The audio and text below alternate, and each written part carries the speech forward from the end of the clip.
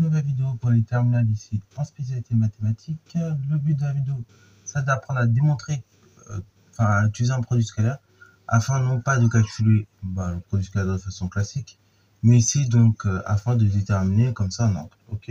Alors on va refaire le même exercice qu'on a fait l'année dernière. Je sais plus si vous vous souvenez. L'idée c'était très simple au sein de cet exo. Je crois que je vous l'ai remis en plus. C'était en gros de calculer un produit scalaire d'une part, en introduisant un repère. Et ensuite, dans le second temps, une fois qu'on avait comme ça calculé nos produits scalaires via le repère qu'on avait introduit, et on utilisait ce résultat-là pour trouver la valeur de l'angle, connaissant bien évidemment les normes à chaque fois des vecteurs que l'on voulait. Donc là, c'est un peu le même type d'exo qu'on va faire, mais cette fois-ci ramener donc un repère orthonormé de l'espace pour ce faire. Alors donc, je vais se mettre en pause, prendre en compte l'énoncé et réaliser tranquillement cet exo. Ensuite, sur ce donc, c'est parti mon kiki. Alors donc, pour montrer que l'angle AOB c'est environ 97,7 degrés à 10-1 près, bon, là il va falloir être astucieux. On vous donne, déjà on vous dit qu'on est dans un repère orthonormé, OIJK, ok. Et donc on vous donne deux points, A de coordonnées 2, 1, 0, B de coordonnées moins 1, 1, 3. Donc, du coup, à l'aide de ces données-là, on va se débrouiller comme ça à trouver la valeur de l'angle AOB. Sachant que déjà, premièrement, pour trouver l'angle AOB, il y a qu'une seule formule qui fait intervenir l'angle AOB. Ce serait OA scalaire OB qui est égal à la chose suivante. Donc, ce serait norme de OA fois norme de OB fois cosinus de l'angle AOB. Voilà, donc ça, c'est la seule formule qui fait intervenir l'angle AOB. Bien évidemment, donc ça, c'est l'unique formule, mais il faut connaître déjà la valeur du produit scalaire. Le problème que nous avons, la valeur du produit scalaire ici, on ne l'a pas, ok. Donc, il va falloir passer par une autre méthode. Donc là, on vous donne deux points avec leurs coordonnées. Donc la méthode qui peut être pratique, c'est calculer le produit scalaire de OA par OB en faisant le produit des abscisses, plus le produit des ordonnées, plus le produit des cotes. Voilà. On trouve comme ça la valeur du produit scalaire via cette formule. On remonte à cette formule. On trouve le cosinus de l'angle AOB et donc l'angle AOB. Donc on y va. Donc tout simplement, on va remettre ce qu'on a. Donc on a. Alors O c'est l'origine du repère. Je ne sais pas si vous l'avez remarqué. Hein. Donc le repère orthonormé, OIJK. Donc là le premier point qui est dans cette notation, c'est toujours l'origine. Ok. Voilà. Donc O c'est l'origine, donc c'est-à-dire ses coordonnées c'est 0, 0. Voilà. Ensuite A, du coup ses coordonnées c'est 2, 1, 0.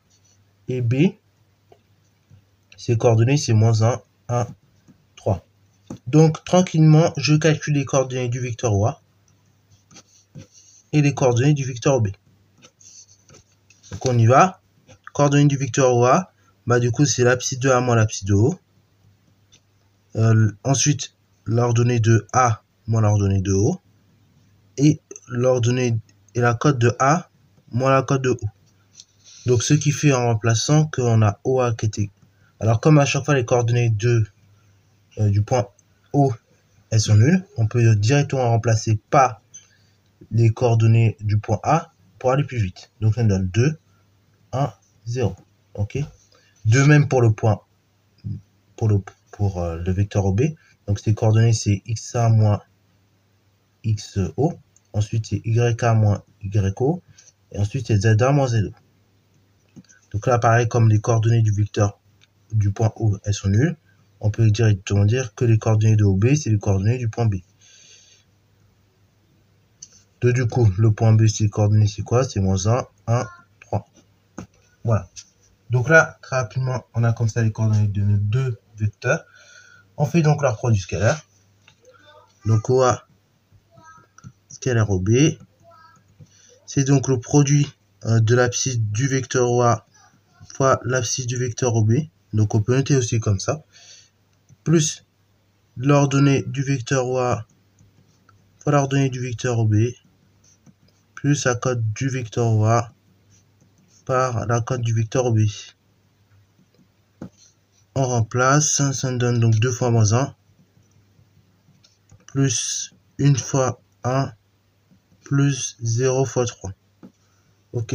Et donc si j'effectue correctement le calcul, j'obtiens moins 2 plus 1 plus 0. Ce qui fait donc moins 1 directement. Voilà. Donc là, j'ai la valeur du produit scalaire de OA par OB. Maintenant, je vais remonter à cette formule-là.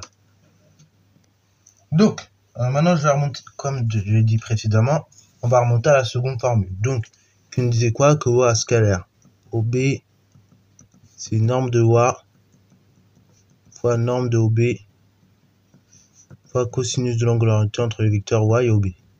Ok, donc autrement dit, cosinus de l'angle AOB.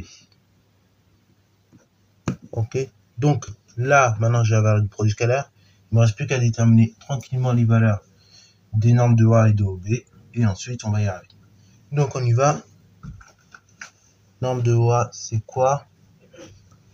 C'est racine carrée de la chose suivante. Racine carrée de l'abscisse de A moins l'abscisse de O au carré. Plus ordonnée de A moins l'ordonnée de O au carré. Plus tout simplement la cote de A moins la cote de O au carré. Tranquillement, je remplace. Alors, comme à chaque fois j'ai dit les coordonnées de OA sont nulles, on peut directement remplacer par l'abscisse de A au carré, l'ordonnée de B au carré, l'ordonnée de A au carré et donc l'abscisse de A, la cote de A au carré. Donc on y va, ça me donne quoi? Ça me donne tout simplement 2 au carré plus 1 au carré plus 0 au carré. 2 au carré, ça fait 4, plus 1 au carré, 1, ça fait racine de 5. Ok, donc ça c'est par la norme de OA. On fait de même avec la norme de OB. Donc norme de OB, c'est le même principe. Hein. C'est l'abscisse de B moins l'abscisse de O au carré plus l'ordonnée de B moins l'ordonnée de O au carré plus la cote de B moins la cote de O au carré. Je remplace. Alors à chaque fois les coordonnées de OA sont nulles, donc je vais directement remplacer par les coordonnées de B au carré. Donc ça fait moins 1 carré plus 1 carré plus 3 carrés. Je fais mon calcul tranquillement. Moins 1 carré, ça fait 1. Plus 1 carré, ça fait 1. Plus 3 carré, 9. Conclusion, ça me donne racine de 11. Alors là, pareil, je vérifie toujours si je peux réduire. Là, malheureusement, ce n'est pas possible. Donc, on va rester à racine de 11. Ok. Deuxième étape consiste à déterminer le cosinus de l'angle AOB. Donc, or, on se rappelle que OA scalaire OB, c'est norme de OA fois norme de OB fois cosinus de l'angle AOB. Alors ceux qui sont chauds, alors là je pense qu'on est en terminale, donc j'espère qu'il y a moins de problèmes sur la transposition de formules en littéral. Normalement ça devrait aller. Donc là, pour vous entraîner, même ça vous aider pour la physique chimie, je vais transférer en mode littéral. Si vous avez des petits soucis là-dessus, essayez de le faire sur des exemples simples. Mais là, je vais essayer de transférer en littéral, comme ça vous entraîne. Donc là, je continue de l'angle AOB. Qu'est-ce qui me gêne? Là, je multiplie par A, je multiplie par OB. Enfin, norme de A et norme de OB. C'est deux multiplications qui me gênent. Donc, je divise à chaque fois par norme de A et norme de OB. Ok, donc je divise par le produit de la norme de A par norme de OB. Et je garde en numérateur OA scalaire OB. Comme ça, désormais, là, je n'ai plus que le cosinus de l'angle AOB. Ok, bon, là, on peut faire directement le calcul. On dirait que le cosinus de AOB, c'est la valeur du produit scalaire de OA par OB.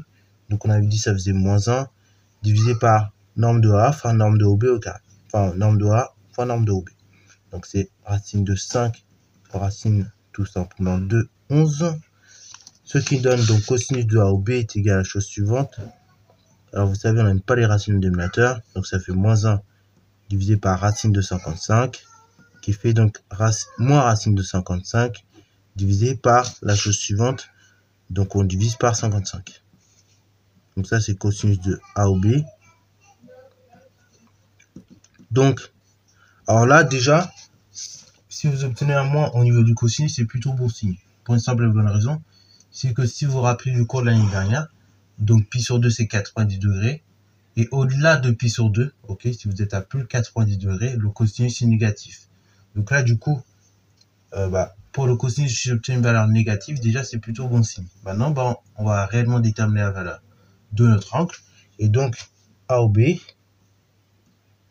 alors vous pouvez dire c'est arcos ou cos moins 1. Donc, de la chose suivante, de toutes ces quantités. De moins racine de 55 sur 55. Donc ça, c'est la valeur exacte. Et du coup, si vous effectuez le calcul, on trouve bien en effet 97,7 degrés. Alors pareil, faites gaffe, si vous faites le calcul sur la calculatrice, très souvent elle est réglée en radians. Donc en fait, en réalité, si vous faites pas gaffe, vous devez obtenir normalement 1,7, enfin moins 1,7 exactement, ou 1,7 à peu près.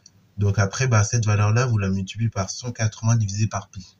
Et normalement, vous obtenez bien 97,7 degrés. Sinon, ce que vous faites, tout simplement, vous reprogrammez votre calculatrice, vous la mettez en degrés.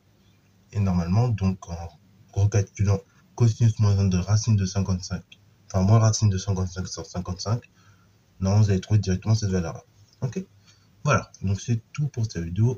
Comme d'habitude, n'hésitez pas à liker, commenter et balancer cette fois en mathématiques et en sciences.